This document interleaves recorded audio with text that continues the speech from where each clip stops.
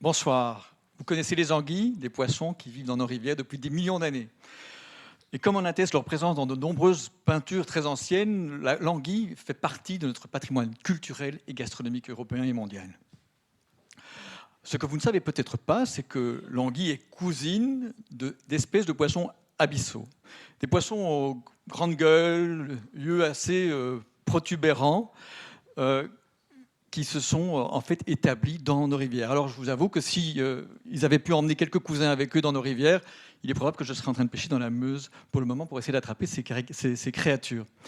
Alors, comme leurs cousins abyssaux, en fait, les anguilles prennent naissance dans les abysses. Elles naissent dans la mer des Sargasses en plein milieu de l'océan Atlantique. Les larves vont se développer tout en migrant, en dérivant vers les côtes européennes. Elles vont s'installer là pendant des années et puis au bout d'un certain temps, elles vont repartir en mer, une migration de 6000 km pour se reproduire et mourir, pour recommencer le cycle. Le cycle de vie des anguilles est assez complexe. Je ne vais pas rentrer dans les détails, mais il y a des phases océaniques larvaires, des phases adultes, jaunes, argentées, qui se font dans nos rivières. Ce qui est intéressant de marquer, c'est qu'entre ces différentes phases, il y a des métamorphoses. Ce sont des changements physiologiques et morphologiques importants que subissent ces anguilles pour s'adapter. Tout allait très très bien pour les anguilles, jusque dans les années 60, 70. À ce moment, les populations d'anguilles ont commencé à chuter. Et le nombre d'anguilles qui revenaient, les jeunes anguilles qui revenaient vers nos côtes, ont commencé à décroître très très rapidement. C'est une échelle logarithmique, donc regardez les chiffres. En une trentaine, quarantaine d'années, on a perdu 99% des anguilles qui revenaient vers nos rivières. Les causes, plusieurs hypothèses ont été avancées. S'agissait-il d'un changement dans les courants océaniques, de la surpêche, de la présence de polluants qui sont abondants, la construction de barrages qui empêchait aussi la migration? Beaucoup d'hypothèses, beaucoup d'expériences et toujours pas de solution. Et les populations d'anguilles tombent toujours. Autre environnement, autre espèce, le chercheur universitaire, une espèce très intéressante qui vit près de chez vous et qui est aussi une partie intégrante de la culture, comme vous l'attestez, cette vieille peinture qui représente Isaac Newton à l'affût de la chute d'une pomme qui allait changer la face du monde. Le cycle de vie du chercheur scientifique est aussi très intéressant, apparenté à celle de l'anguille. Une longue phase prélarvaire, environ 17 ans, un passage à l'université avec une sélection assez rude, un doctorat, une migration transatlantique, souvent, pour aller acquérir des connaissances de l'autre côté du monde, un postdoc, et alors un miracle, une transformation spontanée pédagogique du chercheur en professeur, et s'il y a encore un peu d'énergie, un peu de reproduction, si c'est possible. Depuis des décennies, le système ne fonctionne plus très bien. Il y a un effet d'entonnoir qui affecte l'ensemble du cycle. Et à chaque passage, on a de moins en moins de candidats. 120 000 enfants en Belgique par an, très peu arrivent à ce stade merveilleux qui est celui du professeur. Et donc, les chercheurs scientifiques comme moi se demandent maintenant si nous ne sommes pas une nouvelle espèce en voie de disparition. Un phénomène qui nous inquiète très très fort, on se sent évidemment tout à fait concerné. Alors évidemment, vous avez dit les causes, mais on ne connaît pas pour l'anguille, mais pour les scientifiques, ça dure un peu plus de 20 secondes. Ah voilà, on connaît un peu les causes. Deux causes importantes. Un, financière. Crise pétrolière de 1970, des crises financières à répétition durant la dernière décennie. Tout ça a mis à mal le financement de la recherche scientifique, dont les coûts ne cessent d'augmenter. Deuxième facteur, un problème d'image du chercheur.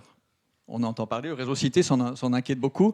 Le chercheur est souvent vu comme un personnage égocentrique qui ne s'intéresse qu'à ses propres objectifs, au mépris même des intérêts de la société, comme le docteur Frankenstein qui fait une nouvelle métamorphose, c'est un peu le mot-clé de la soirée, la métamorphose du mort en vivant. Alors, face à ce constat d'image, le réseau Cité, les universités, les pouvoirs publics se sont dit on va changer l'image des chercheurs, il faut absolument faire quelque chose. Et donc on a mis en place, et moi j'ai été très actif là-dedans, on a fait du théâtre, on a fait beaucoup de choses pour essayer de changer l'image des chercheurs. Et effectivement, ça marche super bien. Les enfants, ils adorent. Ils adorent et ils endossent facilement le costume du scientifique, vous voyez, ici.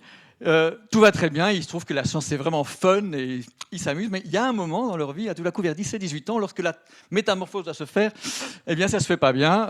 Il y a un changement de physique et de comportement qui fait qu'il n'a plus envie de s'amuser, il a envie d'un job, un bon job. Et le chercheur, c'est pas ça. Et Je voudrais vous proposer ce soir une nouvelle formule qui va allier à la fois, qui va résoudre le problème du financement, mais aussi de l'image du scientifique, c'est le crowdfunding.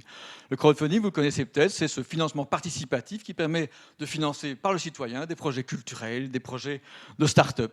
Eh bien, le crowdfunding pourrait être une solution qui permettrait de résoudre tout ça. Un exemple. Deux chercheurs, le premier il veut créer une production d'énergie avec des cuves fissurées, très très populaire. Un autre qui veut faire plutôt de l'éolien, du vent et de faire de l'énergie. En soumettant ces deux projets au financement aux citoyens, les citoyens pourraient décider là où ils veulent mettre l'argent et orienter par ce biais la recherche scientifique du pays. Pour ce qui est de la vulgarisation scientifique, rentrer dans un processus de financement participatif oblige le chercheur à communiquer sur tous les aspects de sa science. Non pas seulement les résultats, mais la procédure, la stratégie, les risques sociétaux, les bénéfices. Et cela change vraiment la relation qu'il y a entre le citoyen et les chercheurs. Enfin, on l'a entendu, financer un projet de recherche dépend essentiellement non pas du projet, mais du passé du chercheur. Et donc, souvent, des grands dinosaures ont tendance à absorber tous les budgets dans la recherche scientifique. Et les jeunes chercheurs qui ont des projets innovants, eh bien, ils ne peuvent pas les financer. Hop, voilà. Donc, j'espère qu'avec ces quelques diapositives, je vous ai convaincu que le financement participatif, ça permet à la fois de remplir les questions de financement, mais aussi d'image du chercheur et aussi permettre aux chercheurs quelque chose de très important, c'est de se sentir que son projet, il est pour les citoyens et avec les citoyens. Alors, je vous ai parlé des anguilles, vous dites, mais pourquoi est-ce qu'il n'y a pas des anguilles? En fait, effectivement, je vous ai fait des analogies entre chercheurs et anguilles, mais je vous en faire une autre un peu plus sérieuse qui me concerne plus personnellement, c'est que j'ai l'ambition de sauver les anguilles. Et pour cela, j'ai lancé un projet de crowdfunding qui est ouvert à la participation citoyenne. Donc, si vous voulez sauver les anguilles et mon laboratoire, je vous invite à participer. Je vous remercie pour votre attention.